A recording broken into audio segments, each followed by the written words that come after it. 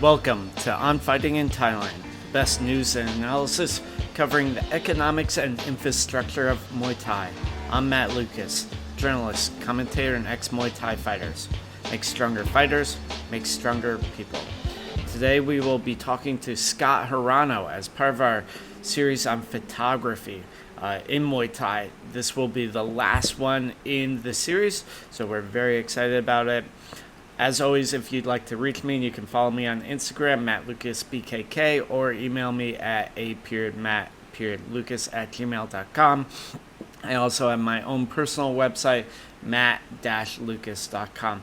Thanks to everyone that has supported me so far, sharing the podcast, leaving reviews. If you'd like to leave a review, that would be super helpful. You can do so on the iTunes store. I want to thank a few people: Vinny Scotto, Patrick Rivera, Dave Brooks, Sean Madden, Wendell Galano, Chris Tran, for helping me get going when I broke my camera. We have some big things coming out. I will be doing a behind the fight with Omar Halalbi soon. He is going to be an endorsed fighter with Muay Thai Gram. So a lot of big things going on for me and for the sport. As always, after years of hard work, studying, and being in the game, I decided to publish a Muay Thai encyclopedia. This clear guide goes over scoring, matchmaking, picking and gym, fight styles, gambling, Muay Thai culture, and more. It has a series of interviews with long-term expat fighters, including Michael Savas, Willie Whipple, Angela Chang, and others. The book, On Fighting in Thailand, A Guide to the Sport in the Motherland, educates and helps guides careers by saving fighters from costly mistakes. It is a definitive guide, and you can get it on Amazon as an ebook or as a print copy. Thanks as always to my sponsors, Muay Legends, for their continued support of the show.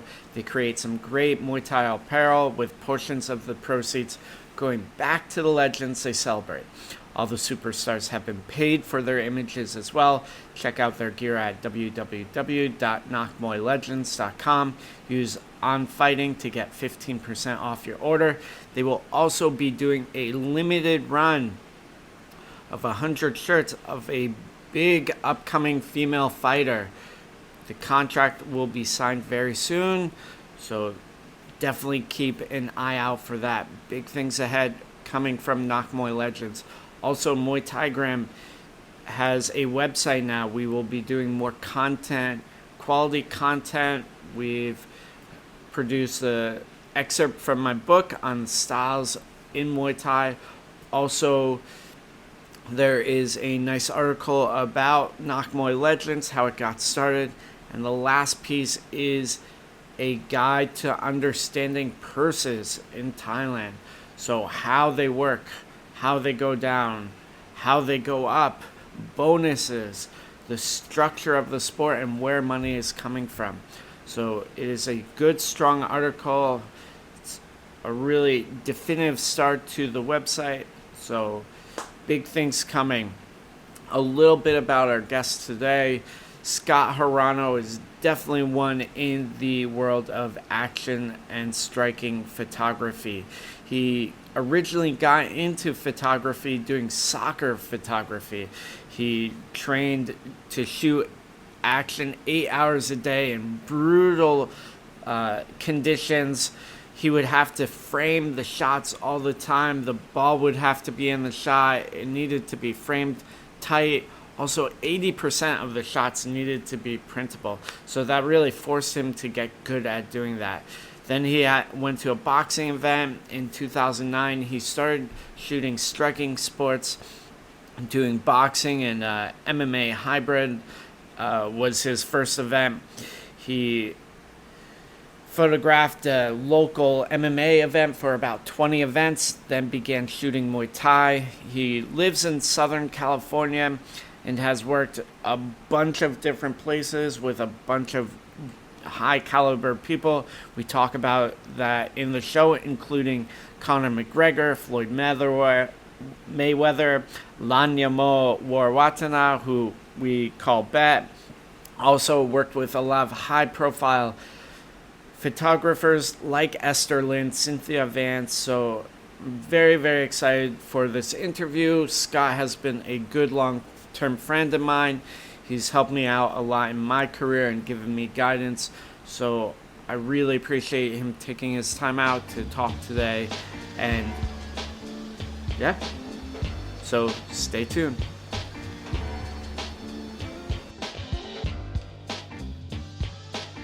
So thank you so much, Scott, for coming on the show today. I really appreciate you taking your time out. How are you doing?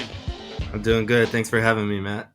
Yeah, I've known you for a long time. I think probably almost 10 years. But the first time we really got to know each other was going out to Isan. Um, what was that, like 5 years ago? Yeah. That was a cool trip. Yeah, it was a really cool trip. And you shot in Thailand a decent amount. What is it like shooting photography out here in Thailand? It's cool. Obviously very different from where I grew up, where I live in Southern California. The In contrast, it just feels like there's way more texture. Um, the people are really nice, and I love Thailand. A lot about Thailand. Uh, but yeah, as you've seen, we've gone to Isan, which is as gritty as it gets, I think. And I've been to several gyms in Bangkok as well, and in Phuket, and in different areas. But yeah, Isan's my favorite. I love it. Why do you like Isan so much? I think it feels very. I don't know what the word is, but it feels like it's like it's not polished. It feels more closer to the. I don't want to say the origin, but it feels very authentic, and you have access to shooting that you don't have, say, here in America, without credentials or a very good reason to be in a place. For example, in Isan, I've gone to people's homes, and they invite you in. They're very friendly, and the lifestyle there is very different from here, and uh, so there's a lot of things I've never seen before, and that excites me, and I end up throwing myself into it deep, running around with the Watanaya crew and their family, and um, yeah, it's a really cool environment, beautiful time. Um, I remember one time, maybe it was when we'd gone on the trip, you'd taken a photo of some old lady with her buffalo, and then on your subsequent trip, you were obsessed with finding this lady and taking her photo again. Do you remember that? Yeah, I did. Yeah, we found her. I think we found her like me. It feels like 2 or 3 years in a row, literally Yeah. on the same road, with maybe the same cows. I don't know, but yeah, I mean, even that woman, for example, with the I don't know what tobacco they have in their mouth. It's Oh, not the tobacco, it's whatever it's betel called. nut. They chew betel nut. It's sort of a old timey Thailand thing. It's sort of like tobacco, and it stings your teeth. It used to be used by royalty. It was a status symbol. Now sort of it's seen as poor and impoverished. Yeah, she was always on that stuff, and but Nothing like but that. yeah, I think I gave her a kiss once or something. Whoa. Very On the risque. cheek.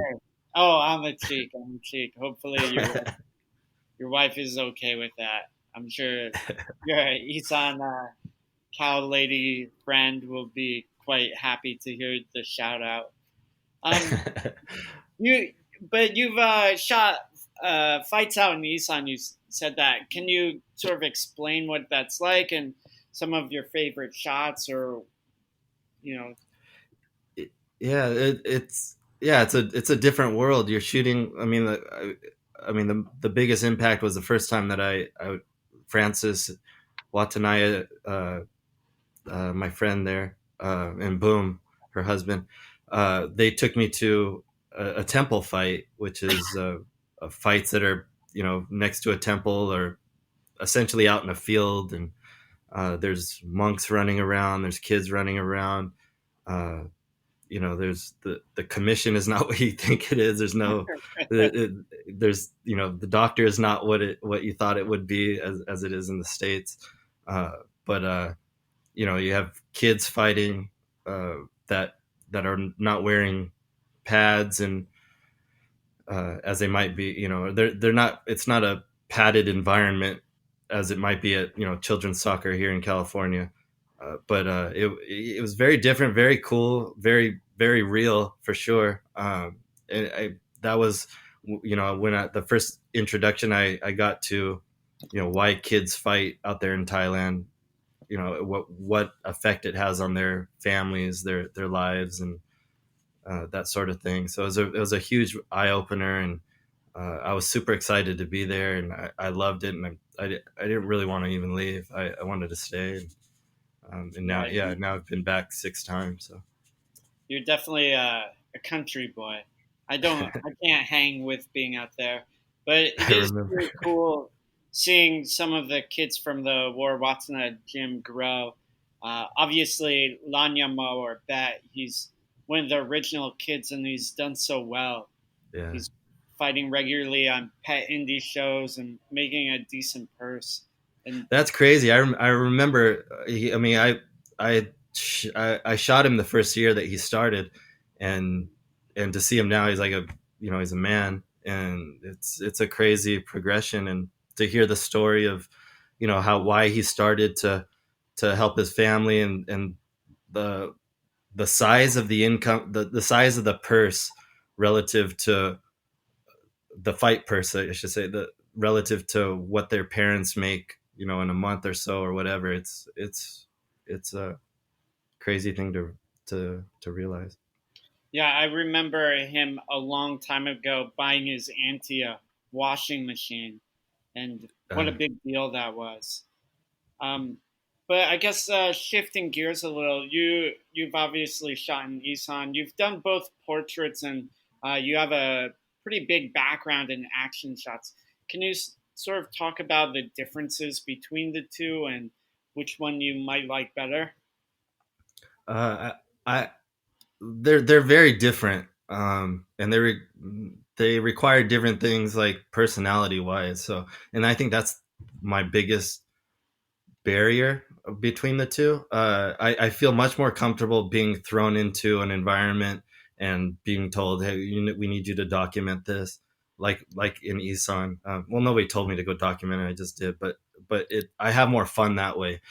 Doing portraiture, I feel a ton of pressure, and I think by nature I'm a reserved person, just Hmm. or naturally, and so I have to, every time I feel like when I do a portrait session, I have to break out of that every time, and that's kind of hard. And not to mention lighting is trickier.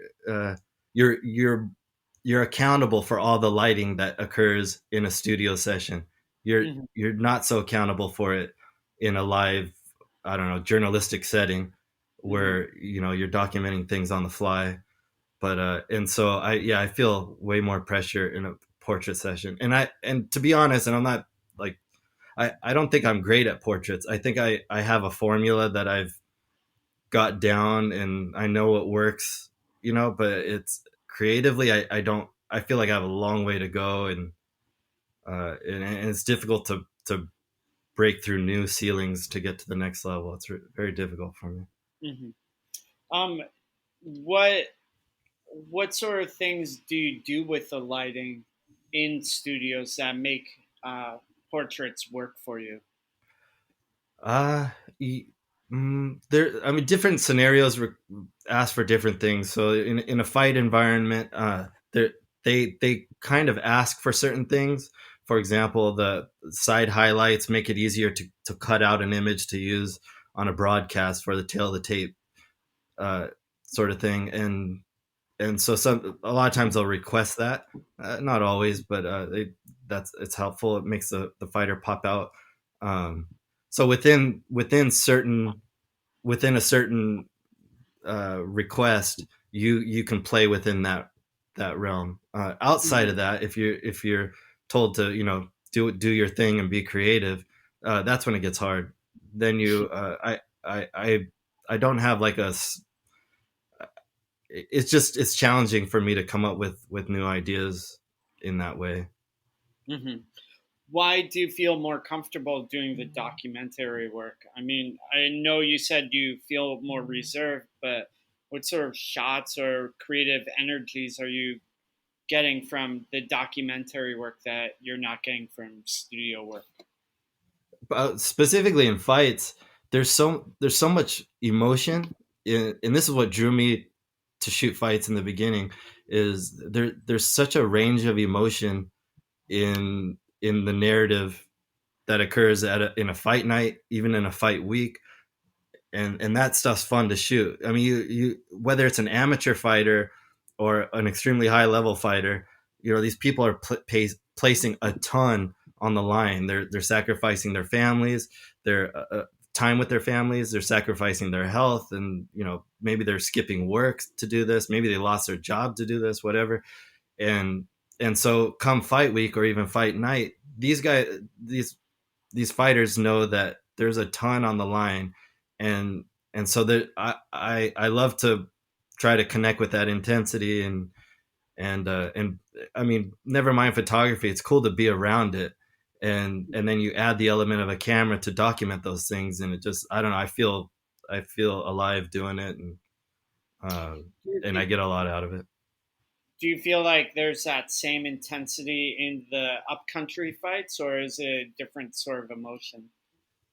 Upcountry isn't like Isan. Yeah, upcountry as in Isan. Yeah, yeah, for sure.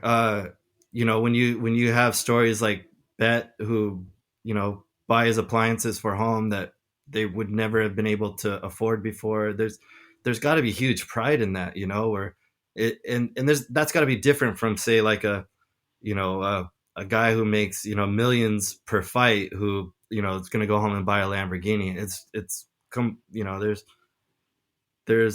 a lot at stake, especially if your income uh, is supporting your family, and you're 10 years old or whatever. That's an immense amount of pressure, and so documenting that is a very rich. It's an emotionally rich environment, and these stories are important to tell as well. So Mhm. I dig it.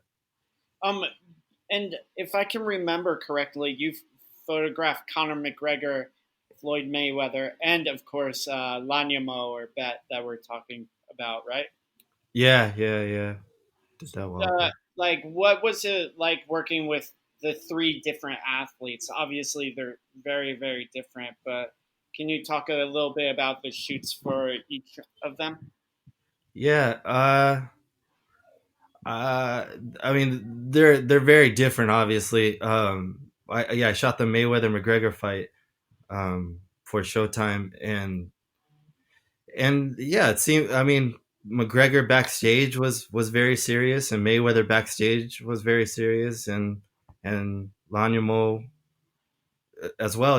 There's a lot of intensity all the way around. I mean, there's a moment in the Mayweather locker room before that fight where Mayweather's dad is in the room, and he's, I don't know, he's just other corner of the room, and Mayweather calls him over, and he says something like, I can't remember the exact words, but hey, pops, let's do this one last time, and thinking this is his last fight, and they're on dad's holding pads, and Mayweather's hitting it, and you could tell dad's kind of missing the beat a little bit, and Mayweather's just kind of encouraging him, come on, dad, let's do this, and it's kind of a cool moment. So there's it, the I think the importance is there at either level, but it's I don't know, it's different.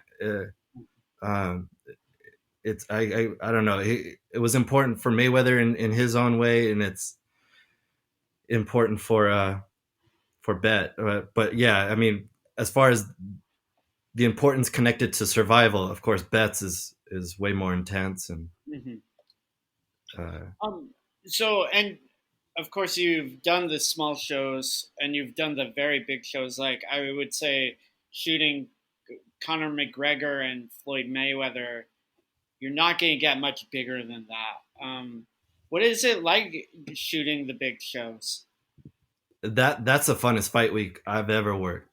It, so that was, I think we arrive on a Monday or Tuesday, and there's activities all the way up until fight night. So there's three of us: Esther Lin, Cynthia Vance, and myself, and we're all running around capturing different parts. So different parts of the same thing. So Esther's over there shooting maybe Mayweather doing something, and me and Cynthia are over here shooting McGregor doing something because they're doing it at the same time, or those kinds of things. You're fighting fans to get the shot. You're fighting other photographers to get the shot. You're fighting their bodyguards to get the shot, and all these obstacles just, they actually make it more fun because it's so hard to get through to get your shot, and you're assigned to do this. We're working for Showtime, but you're fighting to get these shots, and it's a lot of fun. And then you get the shot, and it's so gratifying because you feel like you went through a battle. It was a wild week. There was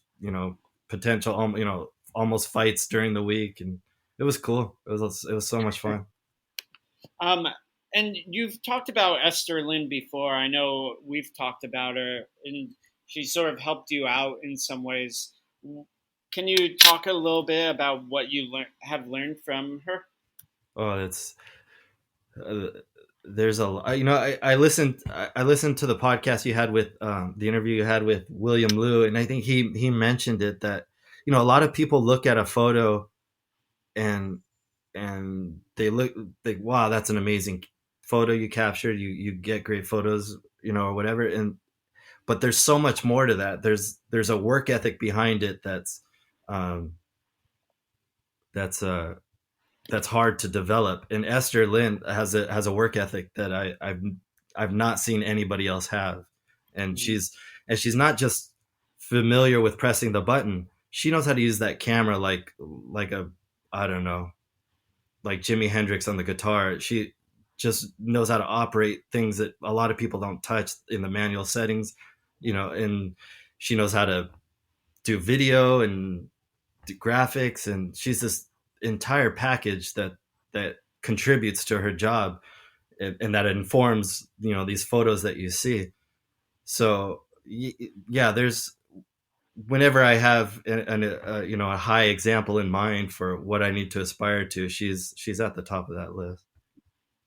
Yeah, I remember a few years ago we were hanging out and you were talking about some of the things that she does after events.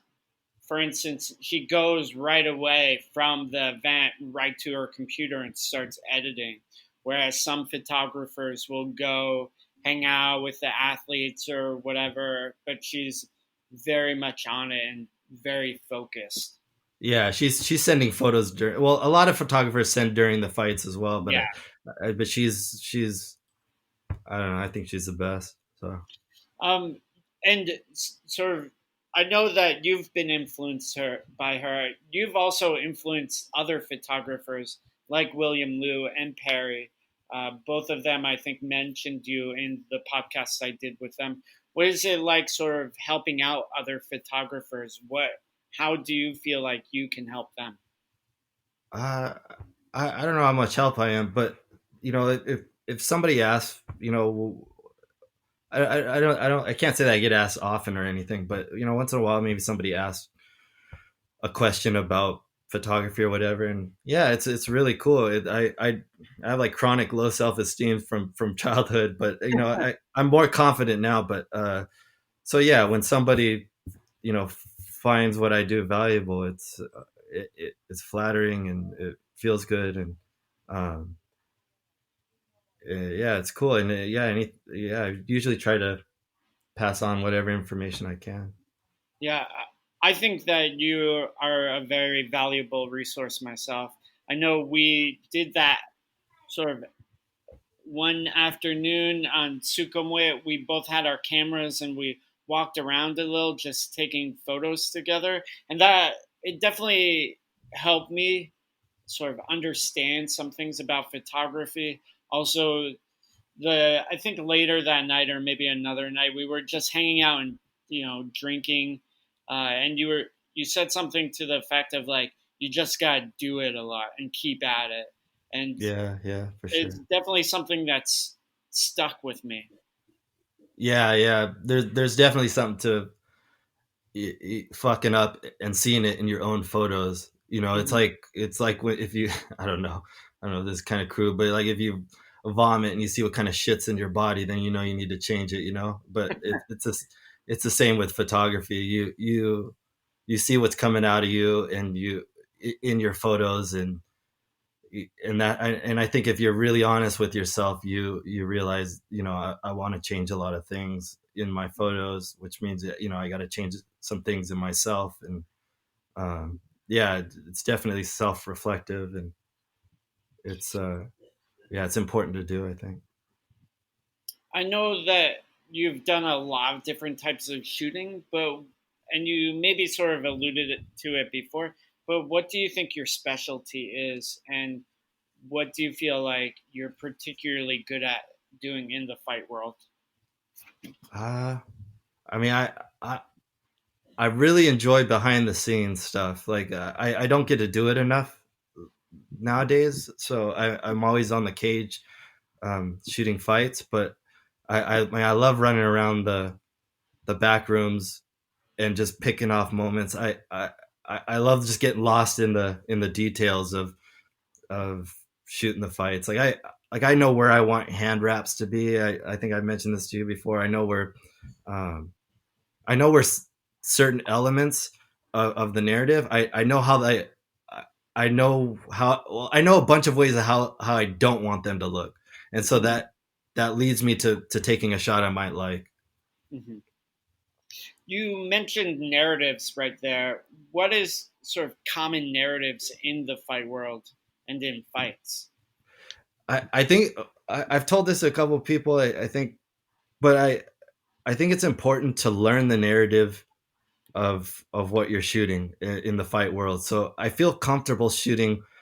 I feel like from when the person leaves the house with their gear to when they return home after fight night. Like I feel I've been shooting for a while, and I've put myself in the training camps, in the gyms, and in the arenas and stuff, and so yeah, I know the narrative now, and so now the challenge is getting good at documenting the details, and I enjoy that challenge, um and to the point where like sometimes I'm like, okay, tonight I'm gonna work on this part of the story, and just try to get the best fucking photo I can, and and you know, sometimes it works out, sometimes it doesn't, but um yeah, it's a lot of fun to get lost in those details.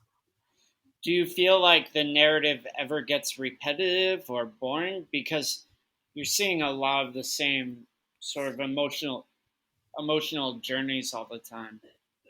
Yeah, yeah, you know, when I'm tired, it does, and that happens like on a long fight night when there's 10 fights, 11, 10 fights or more, I would say.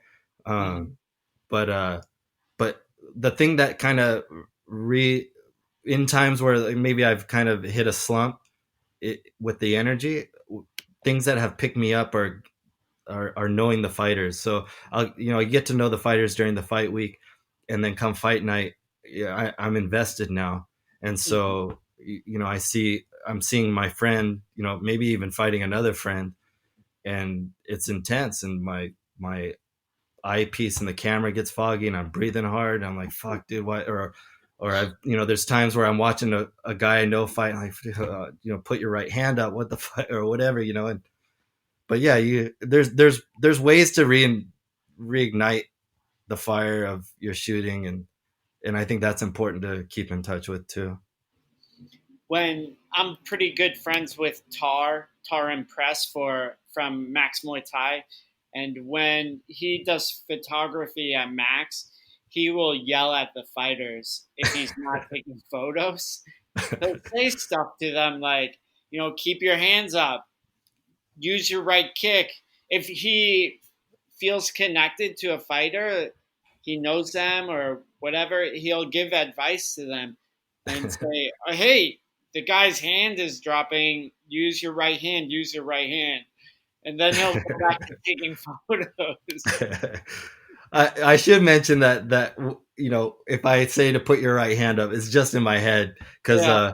I think if I did that here, that would be frowned upon. Like I might be the only photographer yelling. So, Well, it's funny because I went back to America a couple of years ago and I went to some amateur show. I was doing photography or something, and the fight was going on. I was taking photos, and then I like dropped my camera for a second. And I was like, "Hey, do this!" And the commission got mad at me. I can see that. Yeah. I was giving advice. I no, what it was this girl was doing the white crew before the fight. I was like, "Oh yeah, you got this," to try and cheer her up a little bit because Uh, she looked a little nervous. You could see it in her eyes, and the commission got pissed at me. I could see that for sure, especially in California. Yeah, some of the commission people are dickheads. That's the truth. I won't bring up any names. Might spark something bad. But who have you photographed so far? Who and where have you photographed? We've talked about Isan. We've talked about the Showtime event. What other events, both big and small, have you done?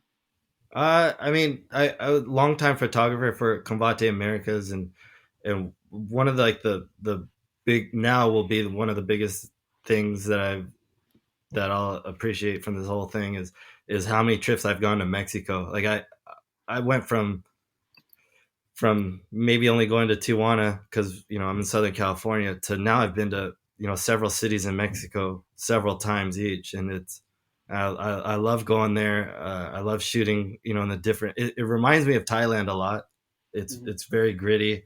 The people are super super cool, super nice. The food is amazing. I love going there.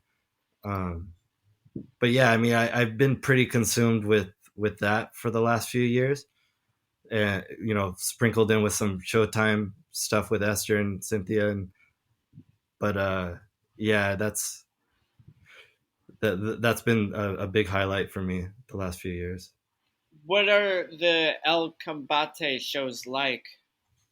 Those they put a they do well with their production. They're primarily aimed at like the Spanish speaking world. We have a lot of American fighters on the card as well, but I think we incorporate a ton of Mexico and other South American countries, and Spain was a big provider of fighters as well. And um, forgot what was your question. I'm sorry. Oh, what is the show itself like? Is it an It, MMA show or is it boxing or BJJ? I know for a while you were doing a lot of BJJ shooting. yeah, it's just MMA. It's only MMA. But yeah, they throw a lot of money at the production. The production looks nice. They've got great lighting and things like that. I think it looks good on TV, and um, yeah, they just and they took care of me really well. Hmm. What is it like shooting different sports? You've done boxing, you've done MMA, you've also done Muay Thai. What are some of the differences in the sports? There's a lot. The difference I think is in I don't know if I'll just give some examples. Um, like the hardest sport I think to shoot for me is boxing, which Mhm. seems like maybe counterintuitive because the other martial arts have so many elements, but boxing a boxer's speed and their the way they feint, which throws not just the opponent off, it throws the photographers off, and the speed of a jab and things. It's challenging to capture because you never just want to hold on the button and rattle off a billion shots because you got to deal with that in post in editing. So you're trying to economize the way you shoot. So yeah, boxing has been hard. Jiu-jitsu can be hard. Uh, of course, you can just rely on peak moments, submissions, things like that. But there's so many subtleties that I'm clueless about. And yeah, and I shot all the Metamorph events, and those are some of the highest level grapplers in the world that went through that event, um, and I don't claim to know jujitsu very much at all. I mean, I trained it for a minute, and but that didn't really inform my shooting at all. But especially at the level those guys are at, and but I mean, it's fun to shoot. It was a very stylized event, meaning that the guy who ran it, Halleck Gracie, he uh, he encouraged all the to be creative and to be stylish, and it was a fun creative environment, despite not being deep into that sport. But yeah, there's a ton of differences between jiu-jitsu, Muay Thai, boxing. I would say boxing and kick. I'm sorry, Muay Thai and kickboxing being the I don't know the word, beautiful or whatever it looks the coolest in a photo because it's Yeah. stand up, it's illustrated, it looks really cool.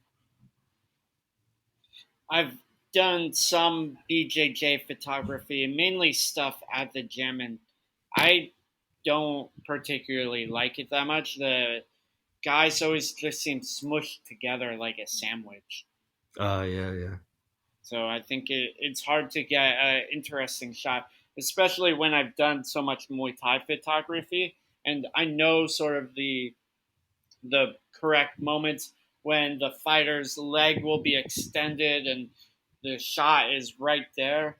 right, yeah, yeah. Um, how you've shot at a lot of different gyms, and something I've talked about with other photographers is going to different gyms. What is it like working in new facilities?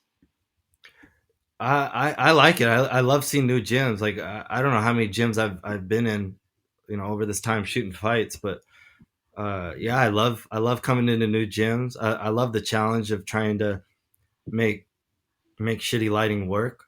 It's hard sometimes, and it can be just if I'm not getting if I'm not getting like a clean image, it can be discouraging. Clean meaning like the quality of the maybe it's too grainy, or I have to use settings that compromise the image or whatever. But yeah, I have a lot of fun from shooting in the you know uh, hole in the wall gym in Thailand, or shooting in one of the nicest gyms I've ever seen is the boxing club in downtown San Diego, which is state of the art and all that. It's cool either way. It has its own challenges, it has its own looks, and uh, yeah. I mean, there are gyms that I've shot in too where I've just like fuck this. I don't want to shoot anymore. But where it's just the lighting is really bad. Maybe even the colors in the gym reflect weird, and but you make the most of it, and you understand that you're shooting for work, so you have to try your hardest, and these photos are going to be seen somewhere, and you should try hard because of it. Something that people might not know about you is you actually have a pretty big background in social media. Can you talk about that a little bit? Yeah, yeah, I did. We worked on a site that promoted Muay Thai for a long time, and that offered a lot of opportunities in that world. So I was sent to Thailand by the Thai consulate in LA. The LA Thai consulate sent me to Thailand to document. I think it was like 5 or 6 gyms and 5 stadiums or something like that. And Mm. uh, I've also shot around the states during that time as well. So gathering all that content, uh, and also running a website, we were able to make a name for ourselves, and really be able to sharpen the our craft in photography and in delivering the stories through social media. And I also did social media for Metamoris, the jiu-jitsu event, and it's challenging to do social media. It's demanding, um, and it requires your attention at any given time whenever something blows up, or needs attention on that can happen any time of day. If you're good at it, you're gonna attend to it, and that can be disruptive to your home life and whatever else you're doing. But yeah, I mean, it's fun, it's a good experience, but running social media is not I'm not it's not my thing. Not anymore. Yeah, I'm terrible at my own. yeah, I definitely understand that. I help out with a few accounts, obviously my own, and then Muay Thai Gram and Knock Muay Legends, and then the Fairtex Training Center. And it's a lot to manage all the time. Things need to be posted, people need to be talked to, you got Right. to respond to comments, blah, blah, blah. And all the while you're trying to grow things and manage images and brand ideas. It's definitely a lot. Yeah. I definitely understand why people don't get into it, but it's something, that I also think is pretty important. Um, Sort of changing gears a little bit, what we talked a little bit about Esther Lin and as someone that's important to you, but what other photographers have inspired you and sort of helped you make your work or change your aesthetic in any way? There's a lot of photographers on Instagram that outside of the fight community that I mean I can't even I mean I don't know a lot of their names even. I just scroll through it. I just follow them and scroll through it. But there's a lot of fashion photographers, people who are doing real fancy things with lighting that that I'll look at and try to figure out, and then maybe try in my own shooting, specifically in portraiture. Mm-hmm. That I feel like I'm a long ways away from being real comfortable in. But yeah, another photographer is inside the fight world is Mitch Viquez, and I didn't come up shooting with a background in. I didn't go to school for photography, so and Mitch did. So there's a lot of when I'm around him, he fills in a lot of gaps in my knowledge. So he'll talk about stuff and I don't know what he's talking about. So I'll ask him to explain, and I learn a lot from him in that way. And also Cynthia Vance, a close friend of mine. She's extremely creative with the video camera and also photography, and they're doing stuff that just by they're different, they're other people, and they have their own perspectives, and to see that come out in their work, uh it, it it's cool to see, and I learn from it, um and you absorb it, and you come up with your own variation or whatever. And yeah, so there's uh yeah, I have a lot of influences, I think. Mm-hmm. How do you feel you are personally different from other photographers? uh yeah, I don't know. It's hard. It's hard to see yourself the way that others see you. So but I don't. I would say maybe in my work ethic, like I feel like I can work my ass off, uh, and I hope that I don't hope that sets me apart, but I hope that solidifies my spot in this in what I'm trying to do.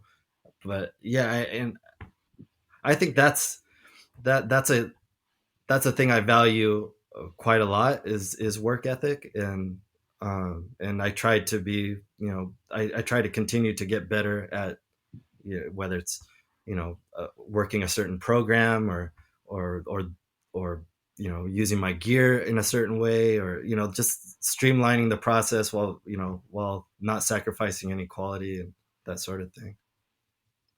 Something Helen Tran and I talked about recently was about gear and how a lot of people think that the gear is important. Do you think it's important? And if so, why or why not? uh yeah, yes and no. There's yeah, it depends. Like, for example, if you're shooting an Isan uh, at a your temple fight, or you're shooting fights in the middle of a field, and the lights they're using are as dim as could fucking be, and there's mosquitoes and bugs and everything clouding the lights. Having a fast lens is important.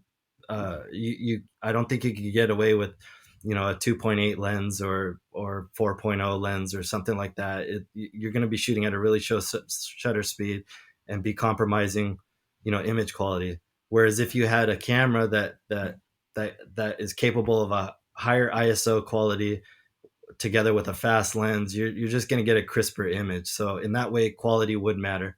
Um, all things being equal, like the sun's out or whatever, yeah, a lot of cameras become equal very fast. Uh, Mm-hmm. so yeah, I think it depends on the conditions you're shooting in that dictate whether you need to have better gear or not. It always seems to me when I do ringside photography, especially at some of the bigger shows that I've worked at, even Raja Demnan or definitely at one championship, there's people with very, very good gear, and then I have sort of normal stuff. Do you, how do you deal with that? Or, I mean, you use pretty good equipment all the time, right? Yeah, well, I mean, I have a couple 1DXs that I use for the fights, and then I have a camera specific for portraits, 5 DSR. Um, but yeah, I mean, everybody's everybody's got their own thing, and I've seen people. I remember shooting when I was shooting Metamoris, Stefan Kosev, who's a very creative photographer that I worked with at that time, and I don't know what he used, but it wasn't what I used, and he shot better portraits than I did by far. Mm-hmm. Mm-hmm. And his approach to even shooting the BT, the behind the scenes, even the fights, was his own style that I wish I had more of a flavor in that way as well. I wish but I feel more like a safe photographer. I shoot, I don't know, but yeah. So yeah, does photographer does the your gear matter? Depends who your client is. Depends what conditions you're shooting in, and it depends what style you're going for. Mm-hmm. So you've had over a decade of experience in photography, specifically in the sports industry. What are some of the hard things about it that people don't know about? Uh, I think maybe the two biggest things that were difficult for me was learning the business of it, and then Mm-hmm. also learning how to get ahead to the next level. It's not something that I've never had the experience where I was asked for my school credentials or my qualifications.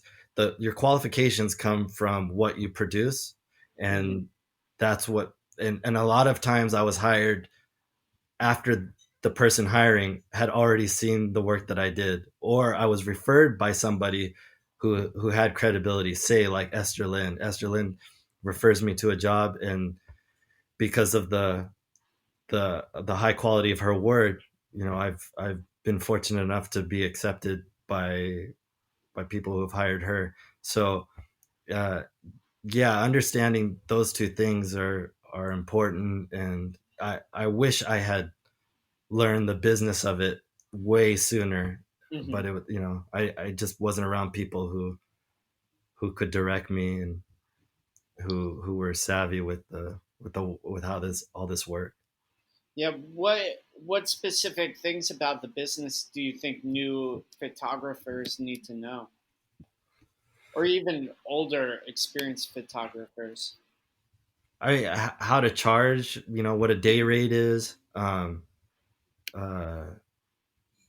there's a variety of requests you get in photography, and some of them could be you're working for 1 hour, and other ones you're working for 12 hours, and to have all those numbers more or less down, depending on what's required in the shoot, I think is important to you looking confident. When you look confident, and you put the client at ease, I think, and yeah, it was really hard for me to learn business. I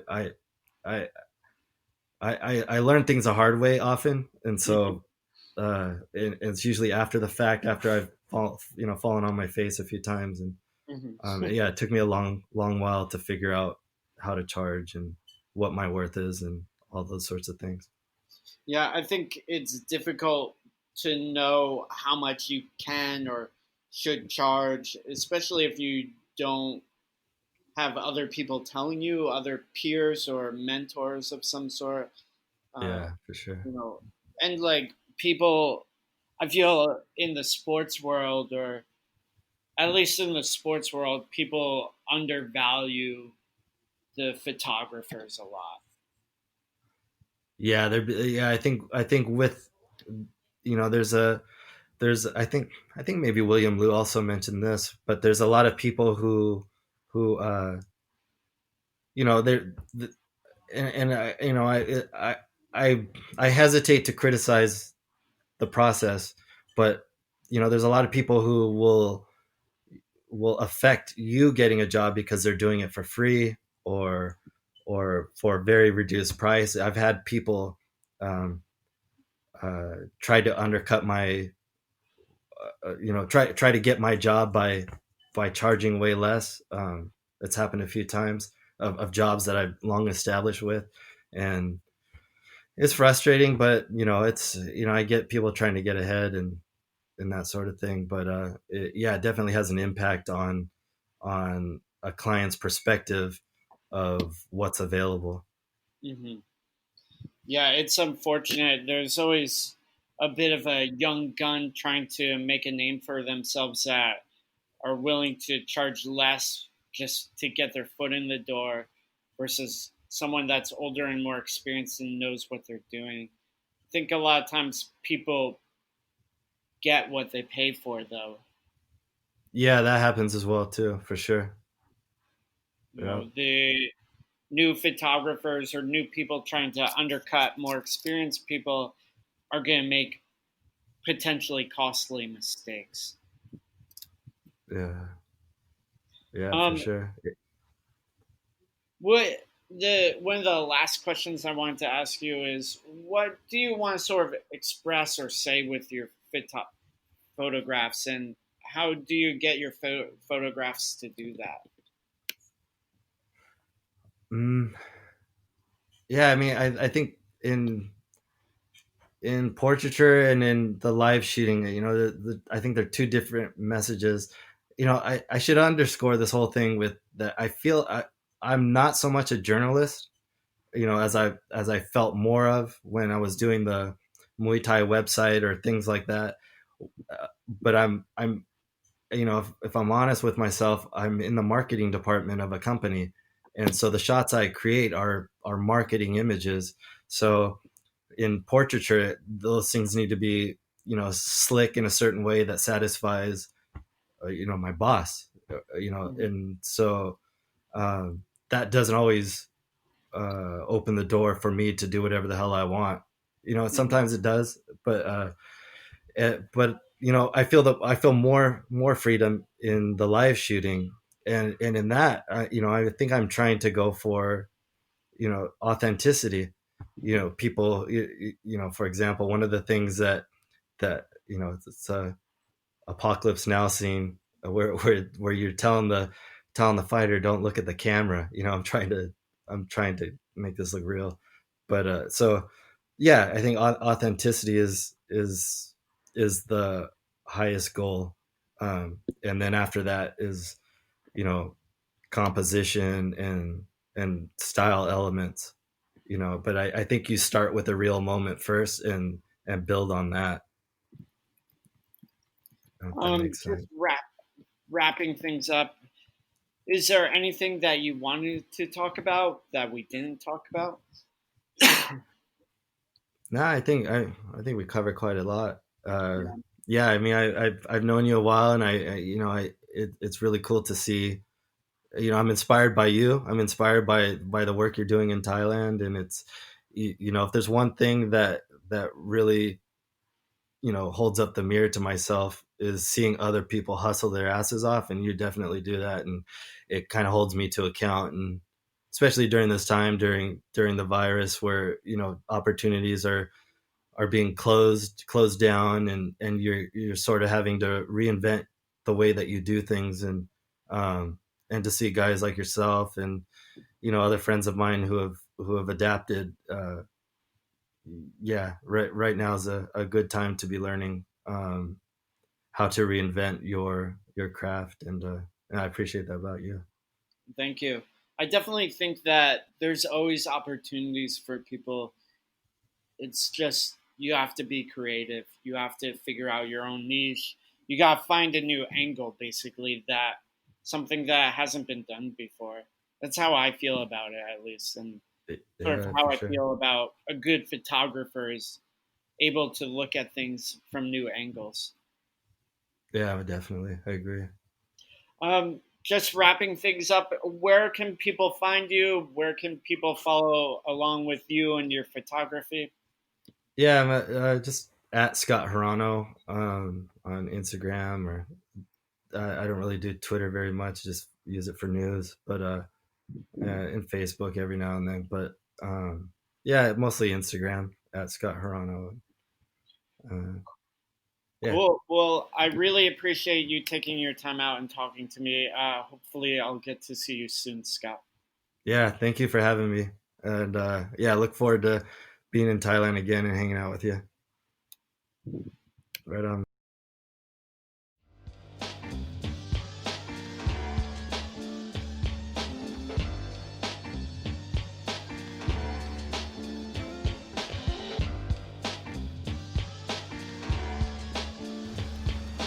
So that wraps up the interview with Scott. I thought it was really great. You know, there's a lot of different things that go on with the world of photography. I think hopefully people have picked that up in this series. Things about ethics, things about technique, things about telling stories. Photographers really tell a story with their pictures. You know, there's that cliche line, a picture tells 1,000 words. And I think it's true, and I think it's important for photographers in the sport to be promoted and to be properly reimbursed. They are basically the cutting edge of marketing in the sport, and if the sport is going to grow, people need to understand the marketing and people need to understand payment. So I really, again, appreciate what Scott has done, especially what Scott has done for a lot of other people. William Liu and Perry have both been mentored and helped by Scott. War Watson Jim, who is close to my heart, has been helped by Scott. And Scott is an amazing person, and I'm really happy to be friends with him and to have him on the show. Make sure you check him out on Instagram at Scott Hirano. He also has a website of the same name. So that has been On Fighting in Thailand, the best news and analysis covering the economics and infrastructure of Muay Thai. As always, I'm Matt Lucas, journalist, commentator, and ex-Muay Thai fighter. Make stronger fighters, make stronger people.